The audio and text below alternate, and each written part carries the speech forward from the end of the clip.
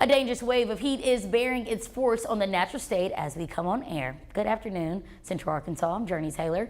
With me, meteorologist Nathan Scott, as an excessive heat warning is in effect. Nathan, tell us more. Good afternoon, Jurnee. Yeah, we have high heat expected today, lots of humidity, and that's going to set up the stage for dangerous heat. Out there right now, a mixture of sunny clouds. Temperatures have already climbed up into the low 90s across the area. 92 in Little Rock, 91 in Clinton, 91 in Arkadelphia, 92 in Pine Bluff.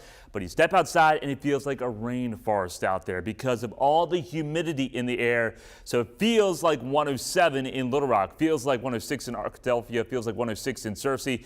There is a little bit of a breeze, which makes things just a little better. But with that said, we do have an excessive heat warning in effect for all the counties in the pink. That includes all of Central Arkansas. If you're not under an excessive heat warning, you're under a heat advisory.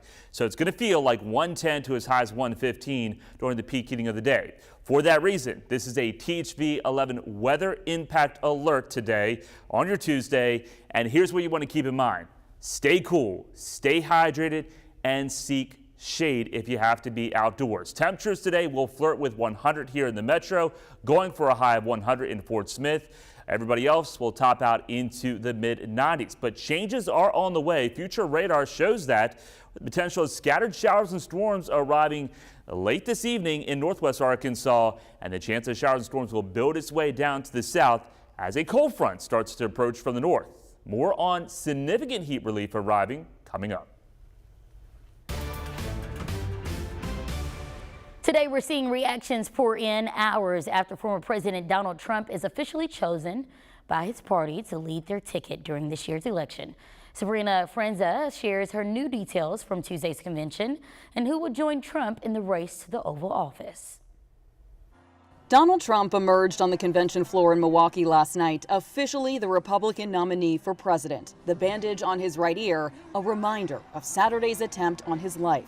His appearance moved some in the crowd to tears. The fact that he's here is just, I find it overwhelming and touching that he's not hiding, he's not scared. Trump selected his running mate, Ohio Senator J.D. Vance, and is said to be reworking his keynote speech for Thursday night to reflect greater unity. Advisor Jason Miller says Trump can bring together a divided America. There's still some very serious issues that our country is facing. President Trump will be addressing those, but the tone is going to be much different. One issue central to Trump's brand, immigration. Today's theme at the convention, making America safe again, with a focus on supporting law enforcement and border security. Former Trump challenger and UN Ambassador Nikki Haley is tonight's keynote speaker. She left the race in March and didn't endorse Trump until May.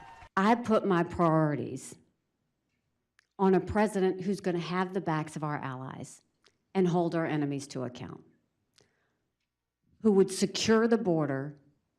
No more excuses. Haley says while Trump isn't perfect on all of the issues, he should reach out to her supporters to widen his coalition, something her speech here tonight could help accomplish. Sabrina Frenza, CBS News, Milwaukee.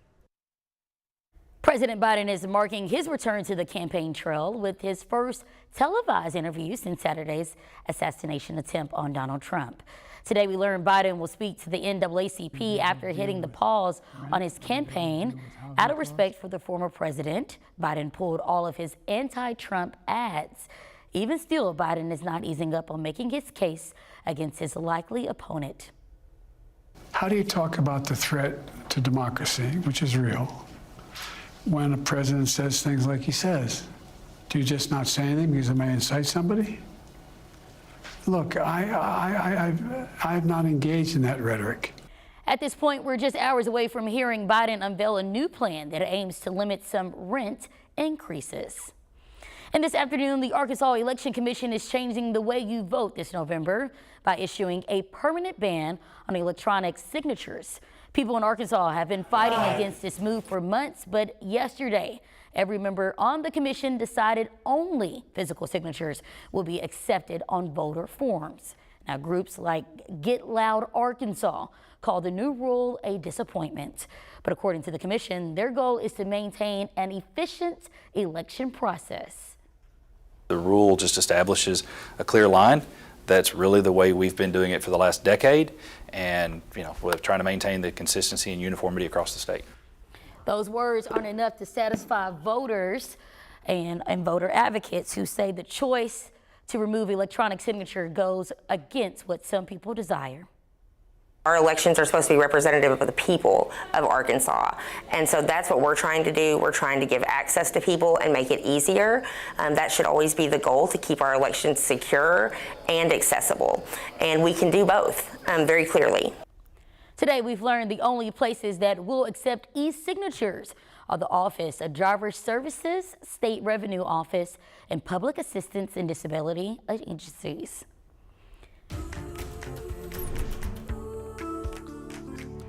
In just a few hours, Little Rock Mayor Frank Scott Jr. will make another attempt to get city directors on the same page with his plans to raise the sales tax. Before he brings those plans to the city, he wanted to know how you at home felt about the plan by holding a set of public meetings. And with that new insight in mind, the mayor has high hopes for Little Rock and wants to invest in public safety, infrastructure, parks and recreations, and the port. It's about focusing on the quality and life and place of our city.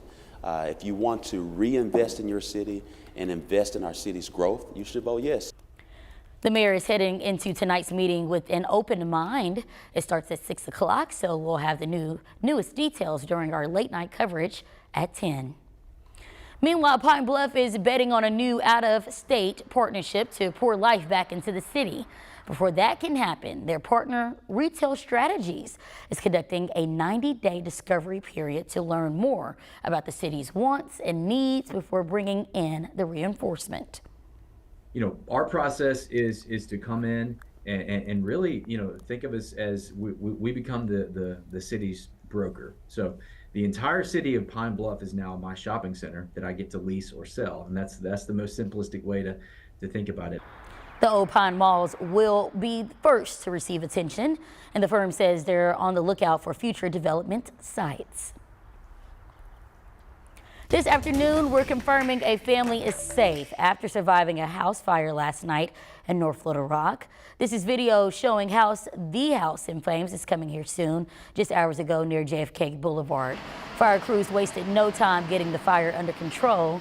At this hour, the investigation into what caused the home to go up in flames is still being investigated. Fortunately, though, the family was not home at the time of the incident. Also new at noon, lawyers in Benton are waiting to make their next move in a case regarding a woman killing a pregnant woman and her unborn child. Amber Waterman is due back in court on July 30th, where she will enter a guilty or not guilty plea. During court yesterday, Benton County Prosecutor Josh Robinson requested a 3-month reset as they wait and see what happens.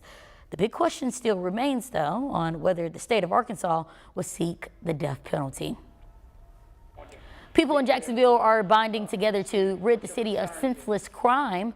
Pastor Ricky Brown is the man behind a meeting last night, focusing on finding the root of the problem. At this hour, Pastor Brown shares with us the importance of moving forward as a community. They're doing the best they can, but it also takes the community to come together. They can't do it alone. So I think if we come together, if everybody come together, I think we can kind of help stop some of this crime. Today, the main priority is falling on how to keep children away from the violence as some push for more youth-engaged programs. The Olympic Games are right around the corner and Paris isn't holding back. More on how the city is getting ready just ahead. Dangerous heat is on tap this afternoon. Temperatures flirting with 100 with that heat index value 110 to as high as 115. But changes do arrive. Look at Thursday's forecast dropping down into the 80s. Will the 80s stick around going into the weekend? I'll have that answer coming up.